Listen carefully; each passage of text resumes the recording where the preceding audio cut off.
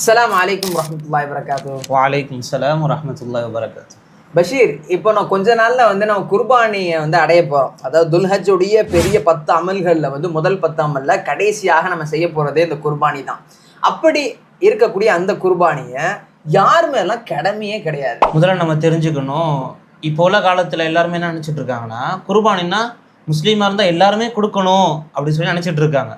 ஆனால் இஸ்லாம் நமக்கு சொல்லித்தரக்கூடிய விஷயம் என்னன்னு சொன்னால், மார்க்கத்தில் நிசாபுடைய அளவு அப்படின்னு சொல்லி ஒரு வரைமுறை இருக்குது.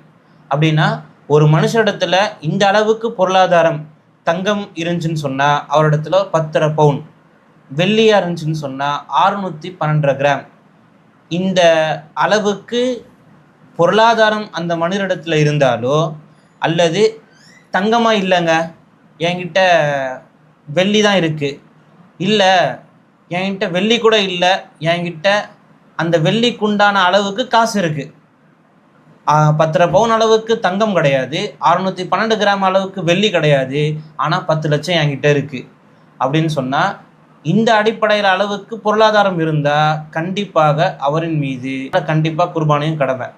அப்போ இந்த மனிதர்களை தவிர வேற யாரின் மீதும் இஸ்லாம் குர்பானியை கடமையாக்கலை. இன்னொரு விஷயம் தெரிஞ்சுக்கணும், ஒரு சின்ன பசங்க இருக்காங்க, அவங்களுக்கு ஆணாக இருந்தாலும் சரி பெண்ணாக இருந்தாலும் சரி குர்பானி கடமை கிடையாது. இல்லைங்க, இந்த சிறுவர்களுக்கு சொத்து இருக்குது, நல்ல கோடிக்கணக்கான சொத்து இருக்குது, அப்படி இருந்தால் அவங்க கண்டிப்பாக கொடுக்கணுமா? அப்படிலாம் கிடையாது. ஏன்னு சொன்னால் அவங்க மார்க்கத்துடைய விஷயத்தை பற்றி அவங்களுக்கு தெரியவே தெரியாது.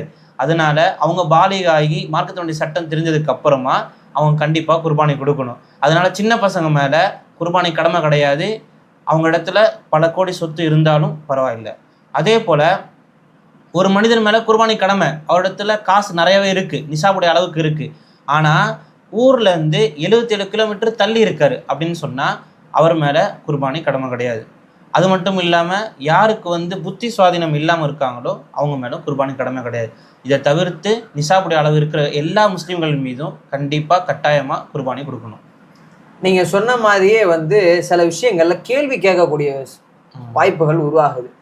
ஒருத்தர் 77 கிலோமீட்டருக்கு அந்த சைடு இருந்தால் அவருக்கு கடமை இல்லைன்னு சொல்கிறீங்க, ஆனால் அந்த இடத்துலையும் போய் எனக்கு வாய்ப்பு இருக்குது, நான் என்னால் கொடுக்க முடியும் அப்படின்னு சொல்லி ரொம்ப உறுதியாகவே இருக்காரு. அப்படிப்பட்ட நபருக்கு கூட அவருக்கு கடமை கிடையாதா?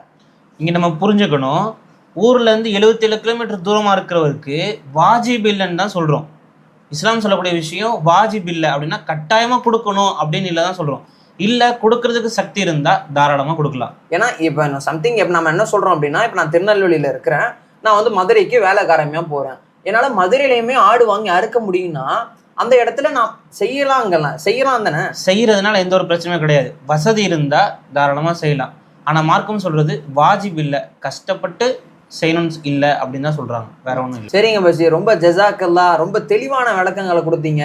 நம்ம அடுத்தடுத்த வீடியோக்களில் குர்பானுடைய சட்டங்களை பற்றி நான் ரொம்ப அதிகமாகவே பார்க்கலாம் இன்ஷா அல்லாஹ். அஸ்ஸலாமு அலைக்கும் வரஹ்மத்துல்லாஹி வபரகாத்துஹு. வலைக்கும் சலாம் வரஹ்மத்துல்லாஹி வபரகாத்துஹு.